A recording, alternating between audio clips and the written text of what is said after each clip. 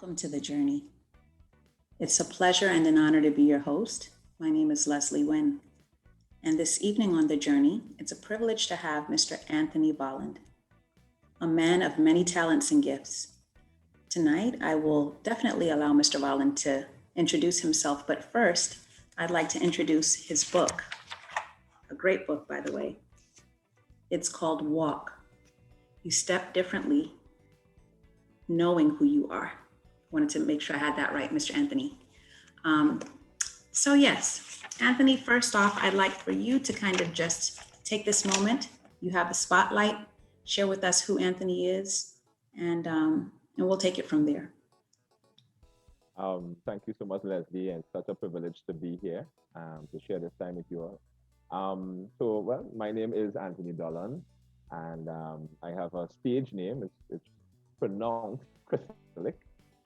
It's actually spelled like Christ-like, but there's an E between Christ and like, right? But it comes from the African language, which simply means Christian, right? Which is what I actually aspire to work into, of the character that I work towards, right? So I am a singer, songwriter, playwright, director. I'm also an educator in a public school in Trinidad and Tobago, where I live presently. And it's such a privilege to be in that type of institution. I get the opportunity to really work with young people, fabulous, fascinating young people. And I'm also the husband of a beautiful young woman named Patrice. I refer to her as the lioness. Awesome. Yeah, as I have a affinity with the lion, so I refer to her as my lioness. And then I have three beautiful cubs. Anya, Alexia, and Amaya. Yeah, so, and they are my pride and joy and the reason why I work so hard. That is awesome. Yeah. So do you have three girls then? Yes, it's three girls. Very neat, very neat. So three future lionesses. Oh yeah, definitely. Pretty awesome. Pretty awesome. So Anthony, I'd like to know, being that this is, the journey, I'd like to know something, a little bit about what brought you to this place in your life. So go as far back as you'd like, but we'd like to learn about you. Right. Well, I'll try and I don't want to spell out my age, but to condense, 3 or 4 generations, into a couple seconds is really hard because it's so much, but I can simply say that my life was really been a journey of learning at so many different stages in my life. I grew up with just my mother. My father was, I wouldn't say he was an absent father, but he wasn't our resident father, so he didn't live with us. But so I grew up with my mom, and I had 8 siblings. And we grew up with this strong, powerful woman, guiding us through our lives and providing for us, protecting us, and making sure that she gave us all that we needed to be the best of who we can be in life. I'm so grateful for her. She passed away in 2014, and that was a really challenge in my life because knowing her for so many years and having such a fabulous relationship with her. Even up to that time, I would still go by her, literally spend evenings with her, just me and her, go take a drive with her, go by the beach and stuff. So we had a really, really wonderful relationship. And Wow. 2014 was tough.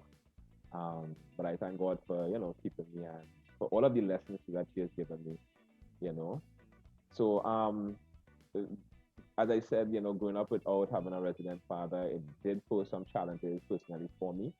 As a young man looking for an image to to kind of bounce off, and get a feel as to what it is to be a man. My mom would have done her best. She was giving us, song values and really solid teachings on principles and morals and stuff. But as a man, you want to kind of get that from that perspective, from that angle in life.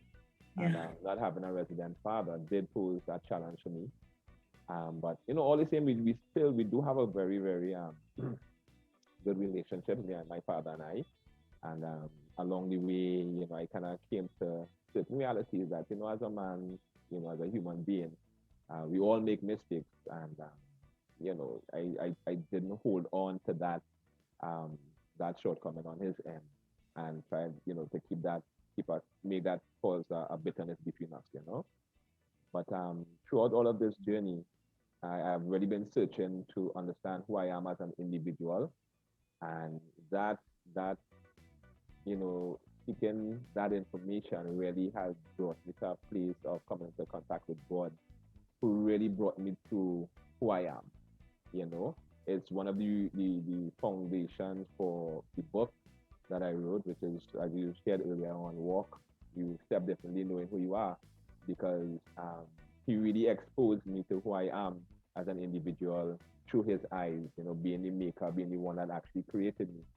And that really started to influence and impact upon every single thing that I do, the way that I interact with people, the way that I see life, the way that I treat with relationships of all types, the way that I even, take care of myself. It's so much, but those are some of the fundamental things that I would say that really kind of influenced me as an individual throughout my journey and where I am presently today.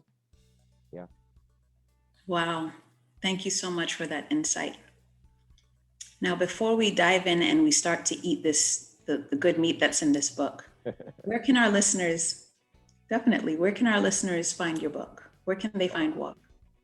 Presently, it is on Amazon, right? There's the paperback version, and there is also an ebook version, because I know some people like, to still have that hard copy in their hand that they could mark up in it and stuff. But then, we have the real techies that just love stuff online. So both versions are available, as it is right now. So that's the place where they can access it. It's on Amazon, paperback and ebook version. Yeah. Wonderful. Wonderful. So, um, before we dive into the book, you touched on something that it really hit home to me. And that was the fact that you said, growing up, that your mom she played an integral role in your development in your life, and you learning who you were. And you talked about, the challenges that you faced, being that, you didn't have a man necessarily in the home to mirror. Would you say that contributed to your reason for writing this book? And if so, how so? Definitely. But first and foremost, because of the fact that my my mother was such a strong woman, I got a lot of my personality from her. People always tell me, you have you're so strong-minded. They say, sometimes they use other words like stubborn, but it's just another another term for being strong-minded, right? But I got that from her because I think that after all of her experiences, she came to a place and realized that she understood exactly who she was and what she needed to do in life. So she took care of us. She made sure that she provided for us. She made sure that we got a solid education. And when I say education, I'm not just simply meaning that we all went to school and university. I'm not talking about that. I'm talking about that being a part of it, but making sure that we had strong morals and ethical training for life and for living as well. Wow. So that definitely was one of the things that influenced um, this work in the book. And then also the absence of my father, that search for an image um, definitely contributed to me when I found out that there was actually in me at some point in my teenage years, there was actually this search for this male figure, and someone actually told me, they say, listen, there's a bitterness that is in you. I wasn't even seeing it because I believe that I wasn't even considering or taking on the fact that my father wasn't present. But there was this person that's actually telling me, listen, there's a little bitterness in you that you're probably not seeing, but you need to just go to your father and tell him, listen, I forgive you. And I'm like, what am I going to tell him I forgive you for? I'm not even taking him on. But, they pressed until I actually did it. And when I did, it released me. It actually caused me to become free because as I said, that caused me to realize that as a human being, we all make mistakes, and this is one of his shortcomings. And those type of information throughout my life made me really appreciate what it means to be human. And this whole process of learning about who I am as an individual, I started asking questions about his family, trying to find out, my lineage and from his end, because I knew more of my mom and, Yeah. and those things all really contributed to this moment. And apart from that, I mean, this is like the major part is really where that connection with God, that connecting with my creator, and really getting into contact with all of this stuff that is happening in life and seeing how it connects to the fact that God was in the middle of all of it all. He was never absent.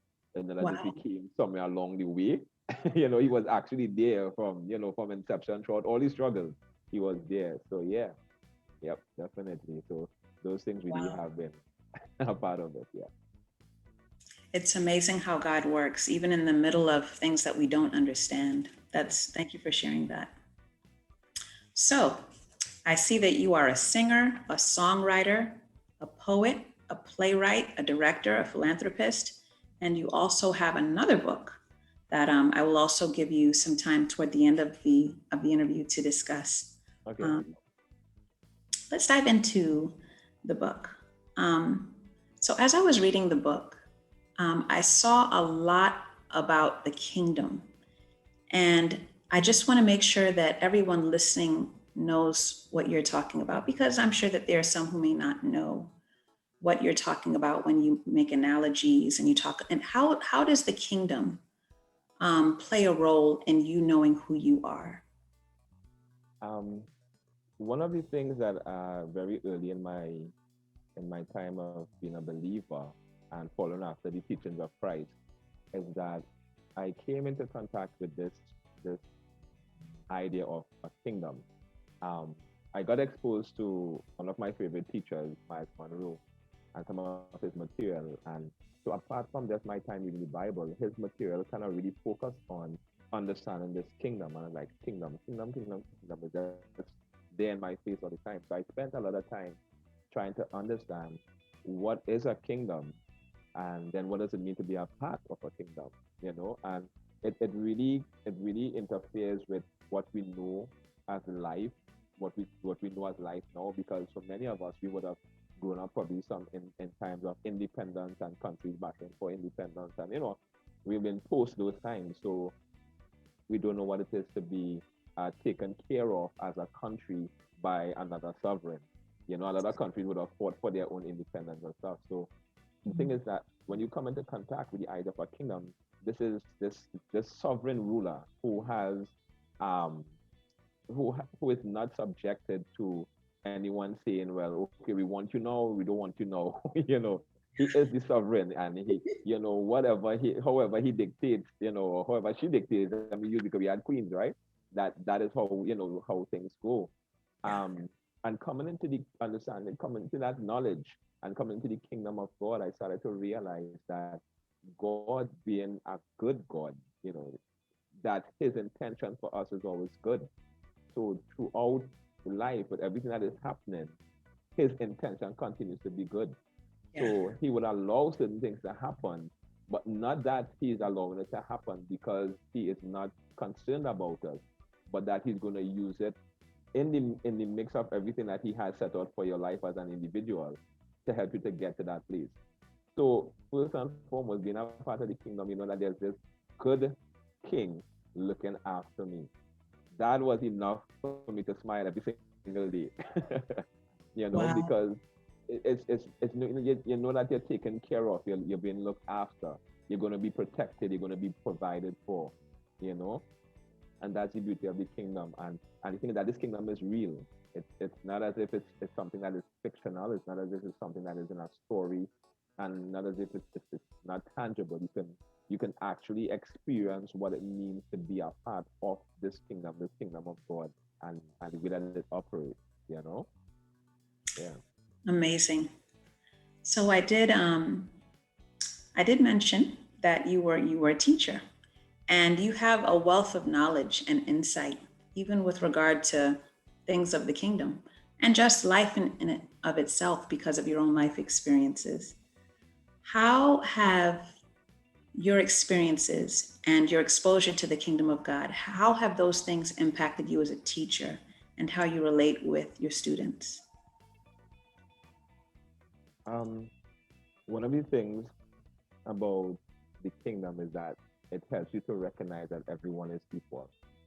Everyone has value, everyone has worth, and everyone has a role in the whole scheme of the kingdom. And that knowledge, I take that knowledge and I transfer that knowledge in the way that I deal with students. So I see each student as valuable.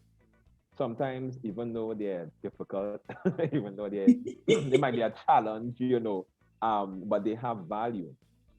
And just as for many of us on the journey of coming to terms with who we are, there are things in our lives that we have to polish off, we have to grind out those things that are not going to be positively help you go where you want to go.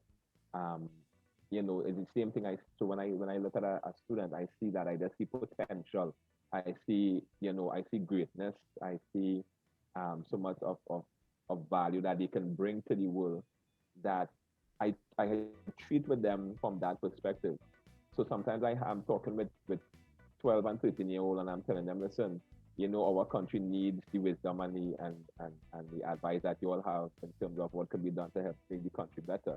And some of them that might just fly over their head, but then there may be someone that is like, wow, that are you serious? Because I'm not even telling them like their own community, I'm telling them like literally the nation. And I'm not saying that to give them some sort of esteem boost.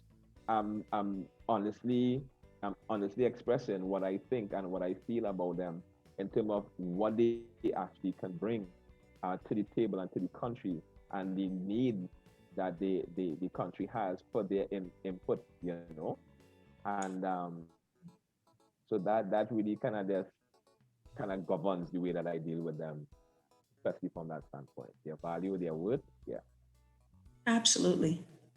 I love the fact that you, because a lot of the times kids at that age, if you just come, what I've noticed, at least with my kids, and maybe it's because I'm mom, what I notice is if you just say, you're really smart or you're really this, some kids may be receptive to that, but others may think that you're just, like you said, you're just trying to boost their esteem. And if they really don't feel that great about themselves, they may not be as receptive. But I love the way that you said your approach oftentimes is, our country needs minds like you. Because it's like, especially as a man, that coming from a man, because there are so many kids who don't have their dad, hearing someone Yeah. say, you're needed because we need your mind in this nation. I'm sure that you've impacted many people with just that. So I salute you for that. Kudos. Um, okay, so I'd like to talk about um, there's something that you mentioned in your book where you talked about the importance, and you touched on it just now, the importance of loving people as they are, but not leaving them as they are. I'd like for you to kind of give us some more about that, because I really like that. Could you just repeat that one more time for me? Absolutely, no problem. So I remember in the book, you talked about loving people as they are, and we discussed about the fact that it's important for us to love everyone as they are, because like you said, everyone has worth. But you also talked about the fact that that doesn't mean we should leave them as they are. And I'd like to hear some more about that. What meaning, how do you support that? How would you support that and as truth? Because I do agree, but I'd like to hear more about that.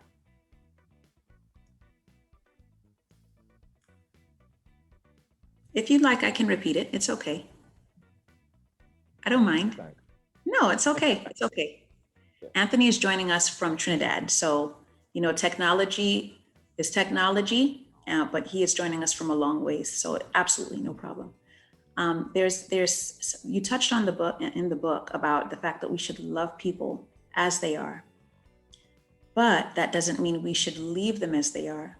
And so there are many people, because of whatever their views may be on different topics, they may disagree. But how would you convince someone of that, or what would be your basis for saying that? Um, I think one of the things that we oftentimes realize that when it comes to the kingdom, our kingdom is it's first and foremost all embracing. So first and foremost, our cultural differences, tend to create these division among ourselves. Mm. And in a kingdom, when you think about a kingdom embraces all various types of culture, all various types of people. Now, when I'm relating this now to the kingdom of God, um, God identifies himself as love. That's actually his that's his personification. He is the personification of love. His embodiment is love. So everything that he does comes out of love, right? Um, with that reality, everything the way that he treats with us is going to be based on that because there is no separation from him and his character, right? So with that, knowing Papa that he in his word he said that he gave his only begotten son, um, so that whoever believes in him should not perish but have everlasting life. For he so loved the world that he gave his son that no, I in connecting those dots, it helps me to realize, okay, he loves me for who I am, but his love for who I am does not mean that he's going to leave me in a condition that is not what he wants me to be. So That it's is comes as great. if he meets me at a point, yeah, he meets me at a point in my life and he lets me know that there is no discriminating against who I am presently. However, there is a particular person that he has in mind that he created me to be, and Ah, that is where he wants to take me. Yeah, you know. bingo. I love it. So that's the beauty. That's the beauty of the love that he has. So it doesn't matter. He's not concerned about in some cases, whether you're all tattooed on or you've been an angel from since birth. Um, he identifies with who we are at the junction point in time that he meets with us, and then he takes us through that little process and that little journey to exactly where he wants us to be. I And love I it. mean that is the reason why I and and the thing, and that's the thing about it, that if you really recognize that um you know god has god has God doesn't, you know he has no hierarchy. He has no way of differentiating people. He has no, like what we do in our humanness. We always find these Yeah, little things to try and create separation. God sees us one way. His that's it. creation, his beloved creation, the people that he wants us to be, and that is how he approaches us. And I mean, so I mean, just thinking about that, that should make anybody smile. That should make anybody want to be a part of the kingdom of I God, totally because agree. I mean, when It you come makes me into smile now. a community,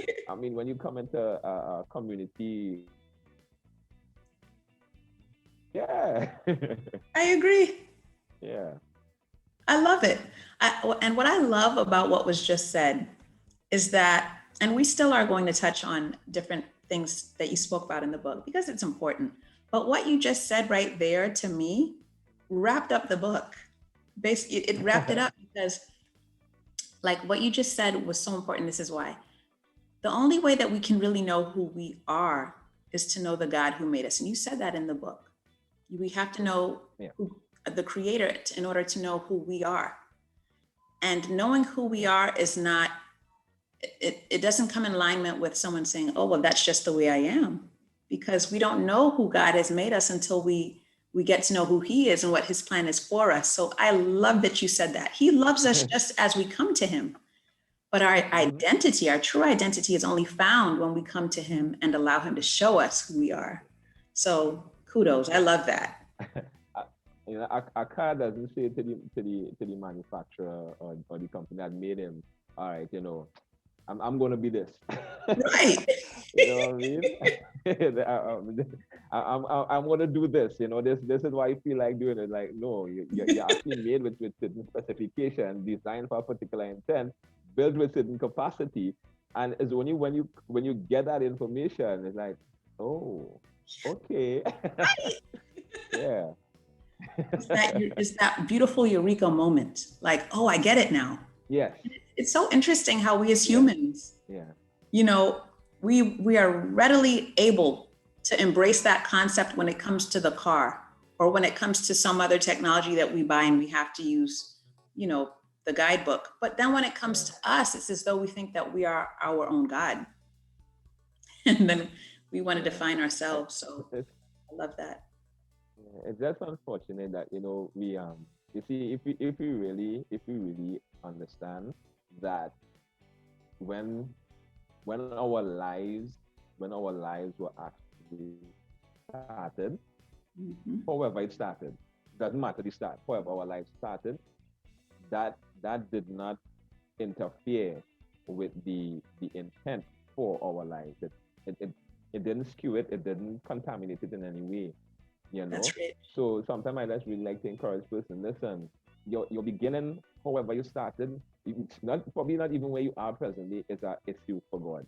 Once you come into contact with him, he could realign you to exactly who he created you to be. I love it. That is so rich. Yeah. Are y'all hearing that out here?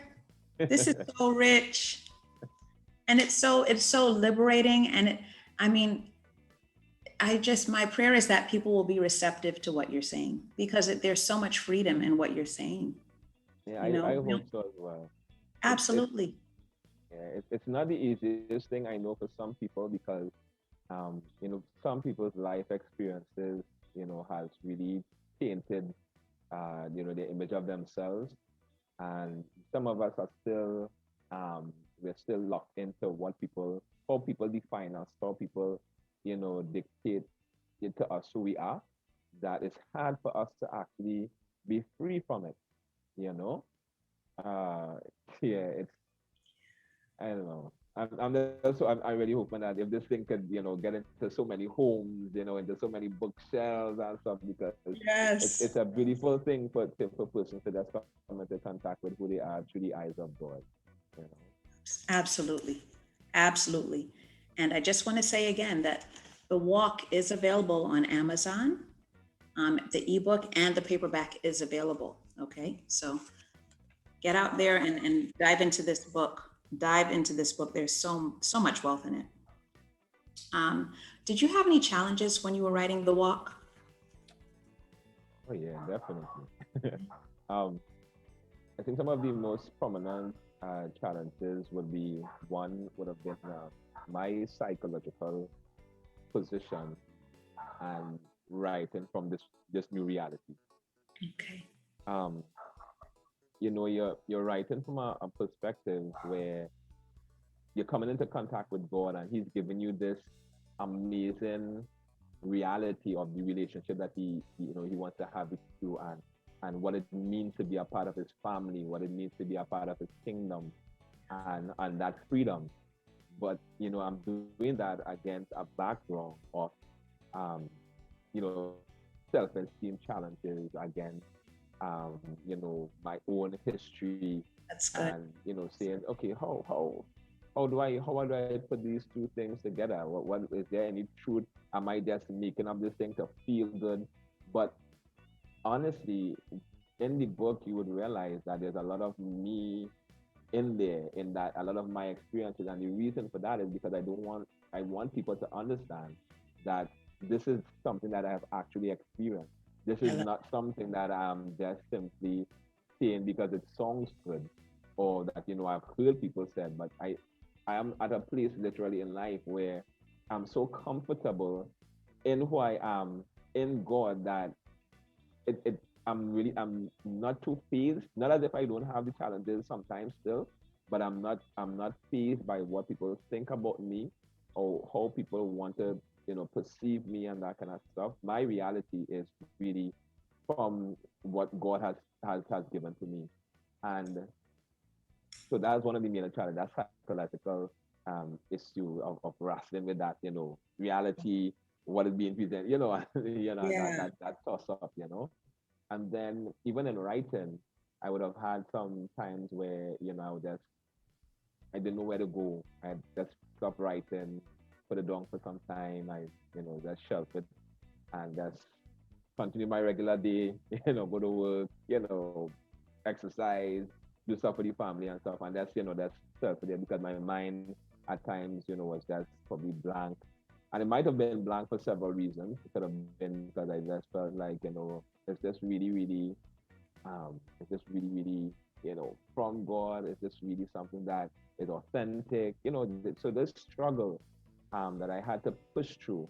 And I think it's what was part of the process to get me to where I am in terms of the reality that God wanted me to come to terms with, So Wow. definitely there was challenges, and I don't think that it would go because these are things that would always come to face you, Yeah. questions like and it might even come it could come from a friend or a family like you come to this place and like you're looking at you like what do you think who do you think you are you Wow. know and and you just have to realize that that would happen because this person or these persons are still trying to figure out who they are, Yeah. Okay. you know That's good. and so it doesn't create for me like a bitterness or anything like that. It's just that I realize that okay, they're still gonna work things out because we as humans we have a habit of relating to people based on how we have them positioned mentally. So it's like if I know you're my neighbor, I treat with you just as my neighbor. I Mm. won't treat you as a friend because I have placed you mentally as my neighbor, and that's it. But I Wow. treat my friend, I don't treat my friend as a neighbor. I treat my friend as a friend. That's So you good. understand? So we relate with people based on these mental positionings that we have of them. But if it is now that as an individual have realized and your worth and your value, and you're interacting with persons who initially might have, never seen you in that light, might not have seen you with that level of confidence, with that level of satisfaction in God, that level of appreciation of your experiences, they're gonna wonder, hmm, how do I okay, I don't know. They're gonna be trying to Okay. work it out. They're gonna Yeah. be trying to work it out. Yeah. It sounds as though even in the process of you writing the book, that you were, like you said, you were actually faced with the same question that the book was trying to answer. Knowing who you are, feeling comfortable with who you are. And it's like, even as you were writing the book, you, you know, it, maybe it was spiritual warfare or just like, maybe just like you said, just inner working Yeah, things out, learning who and you are and yeah, refining. yeah, it would have been that turmoil because you see again, remember we can't get away from our experiences, we can't get away Right. from our history, our past, and we definitely can't get away from the reality that it has impacted upon us. Yeah. We could try to hide from it, but what I have done is that I've taken time to understand what that did to me, what my past did to me, It's what the good. experiences did to me.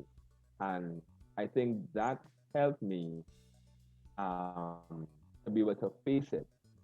So the book that the book was literally like as you were saying, it's like fleshing out now the new reality, this new Wow. information that is here, to deal with that and to show me, listen, yes, that did happen. Yes, your past was this. Yes, this would have been your experiences.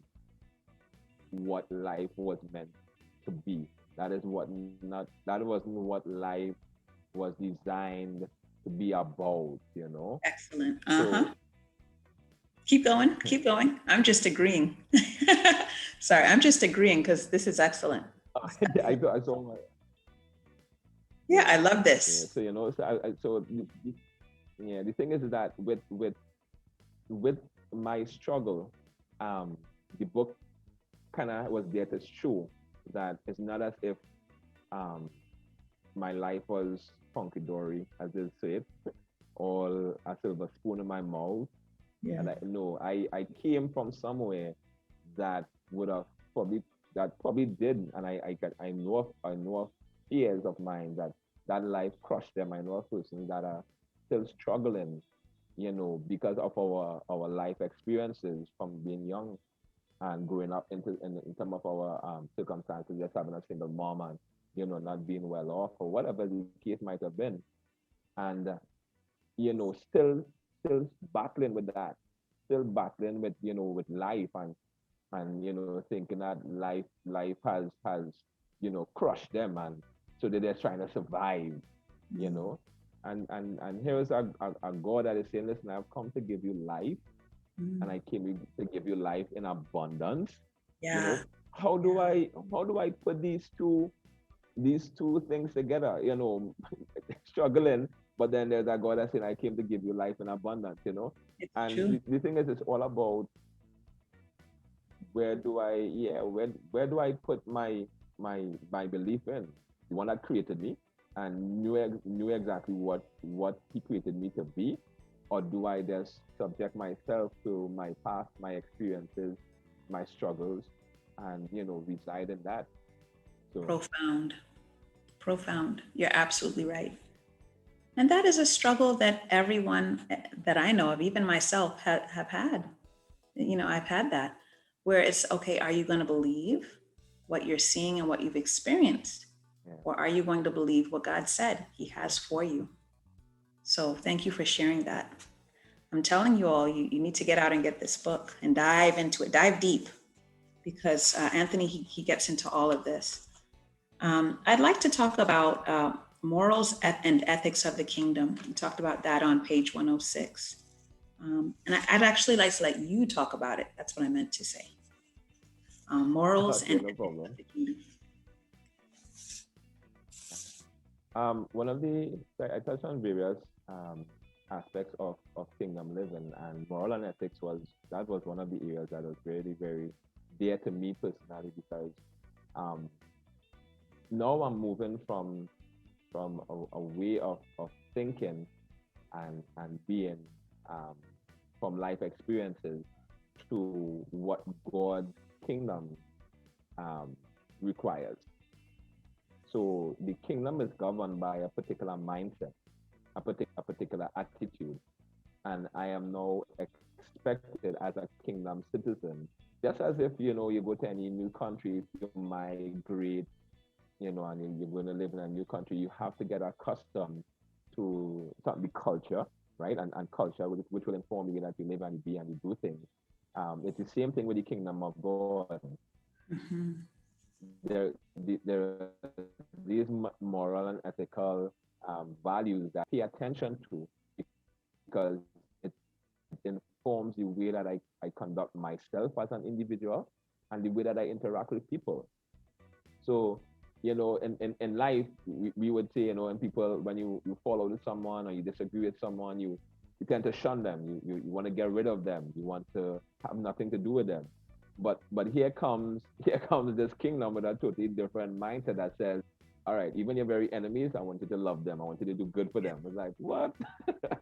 So it's a mental challenge, because they're like, what, my enemies? Ah, in there, the kingdom is saying, when you fall out with a brother or a sister, don't do anything, don't even try to communicate with God without making it right with them. And in your mind, it's like, but if I fall out with my brother or sister, I still go to mommy or daddy, I can still talk with them, you know. But the intention is that he's trying to show, listen, the nature of the kingdom is about community. You don't disconnect yourself from one another. And I think if we embrace the one of the allusions that is made about the kingdom, is like it's like a body. So every joint has to supply to its other in order for it to function. So if my hand if my hand is upset with my mouth, what goes on? I mean, I just bend down, to eat, because my hand is not going to bring the food up, right? So so there's this harmony that takes place when the body is not in sync, right? No, I know the example might sound a little bit extreme, but No, again, it's the thing is, good. it's actually some of the ideas that the kingdom presents, is and then apart from that, in the Bible, it actually talks about the fact that okay, if it is that the ear says, well, I'm not the eyes, so I'm not part of the body, or if the hand says I'm not the feet, I'm not part of the body. So in other words, if one person thinks that because I'm not like the other, or the other that I have no wood, you know, ah, so the kingdom teaches now through um this value and system that everyone has worth, everyone has value, and everyone contribute to the all wrong success Yeah. of the kingdom, functioning and operating the way that it's supposed to. So that's Yeah. why I said that, everyone is equal, everyone has significance, everyone has value, so and that's what it is about. These moral and ethical um instructions that are there is to help us come to that place of functioning with this reality that we are all valuable, and we have to all consider each other. We have to all cherish one another, look out for one another, take care of each other and stuff. And that means it has to interfere with what we would have known, what we'd have grown up hearing, what we'd have grown up seeing. And it's really a change. It's a complete change from what you would have known in life generally. That is so true. And it's, from a human perspective, it's like, wow, how can that ever happen though? Because, there's so much division in the world, in our Yeah, communities, in our countries, in our neighborhoods, and even in families. But yeah, God is able to do that in his kingdom. yeah, And I truly believe that what you said is not only true, but that's, the Bible said that they will know that you are mine because you love one another. And yeah, I think when we get to a place in the kingdom where we love each other, even if we don't speak the same language, or we don't look the same, or we don't, you know, um, come from the same country, I think that is when we'll truly be powerful.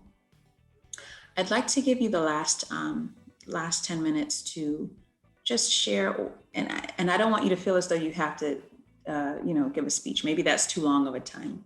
How about I just say, take a couple of minutes. Feel free to share anything at all that you'd like to share with relation to the book, or maybe it's about your other book, or something that you'd like for the listeners to hear. And also tell us a little bit about the Lewis Foundation. okay, no problem. Um, so I really believe that the kingdom of God has the solutions for the world. Um, this is not a wishful thought. This is a reality that I live with, that I believe that the kingdom of God has the solution from eliminating all of the ideas that we have of creating division among ourselves, to governance, to leadership, to community living, to education, everything. Because I believe that um, God has equipped us as people of His kingdom with the information through His word, how to impact upon all of these different spheres of life, Yeah. and if it is that we were going to actually um see change, God has the solution. His his ideals for humankind is there. He wants the best for us. His intention is the best for us. So why not lean that way? Why do we want to hold probably to these things, these ideas, these philosophies that has created more problems for us than a God that is there to actually bring solution? Now, is it that the entire world is going to change? I can only hope. The most I can do is do my part, and I'm hoping that the book is one of those tools that is there to Amen. to help bring some sort of influence towards change. And I could connect that to the John Lewis Foundation, which is one of the projects that I'm on right now. So the John Lewis Foundation is actually a foundation I started in honor of my mom. And my sister, I had a sister who was supposed to be neck and neck with me on this project. We started talking about it, but she had she suddenly passed away in 2019. She's one of the sisters. I have three sisters, and she's one of them. I was close to. We used to go places as well. It's kind of similar to how mommy and I was. I Yeah. had that same type of rapport with her, and she had an ailment, and she suddenly passed away in 2019. That was another part of my whole process of trying to wrap my mind around life, and it's these sudden changes that take place.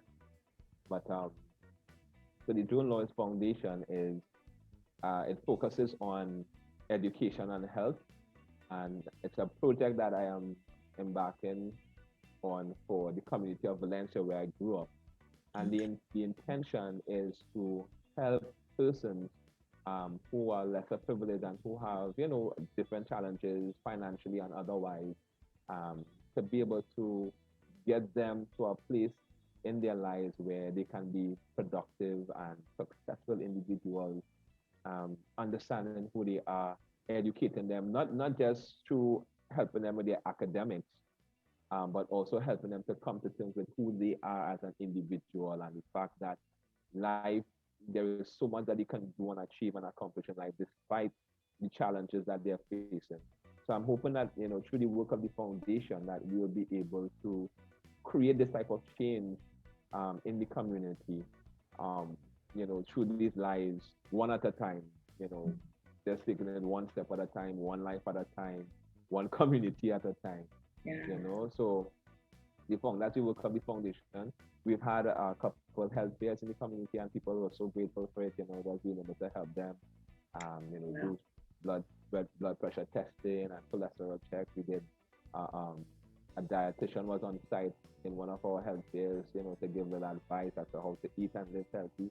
Because again, the kingdom is all about, it's an all-round thing. It's not just about Yeah. saving your soul. It's about your life in its entirety. Absolutely.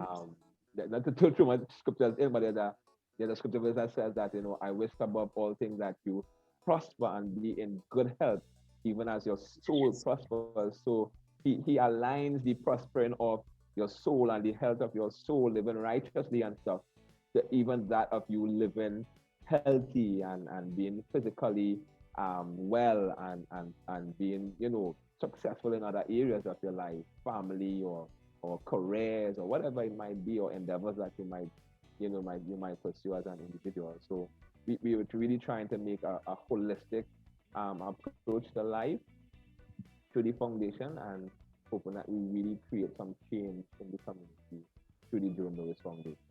It's something I'm so excited about. It's a lot of work, but I'm really, really just excited about it because I'm looking forward to being able to, help somebody come to terms with who they are. Yeah. I love it. Anthony, this has been amazing. It has been a pleasure.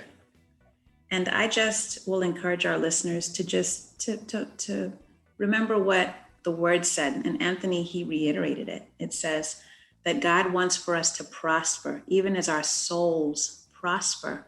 And let's remember that the soul is nothing, it's nothing mystical. Let's just simplify it. It's our mind, our will, and our emotions.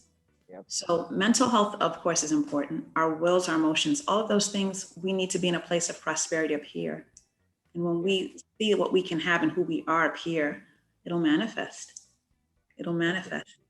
Thank you so much, Anthony, for joining us. It's been a privilege. Again, you can purchase his book, Walk, You Step Differently, Knowing Who You Are, on Amazon.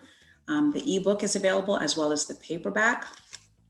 And Anthony also has another book. Here it is called, actually, Anthony, you know it by heart, but here it is, Press, The Spiritual Walk is his other book. Is that also available via Amazon? Not as yet. Not as yet. I'm actually doing it for fun until I get it onto Amazon in time to come. So it's one of those Okay. projects that is in the making. Okay. Well, you just keep us up to date with when it's available, and we'll definitely let our listeners know as well. Thank you so much again.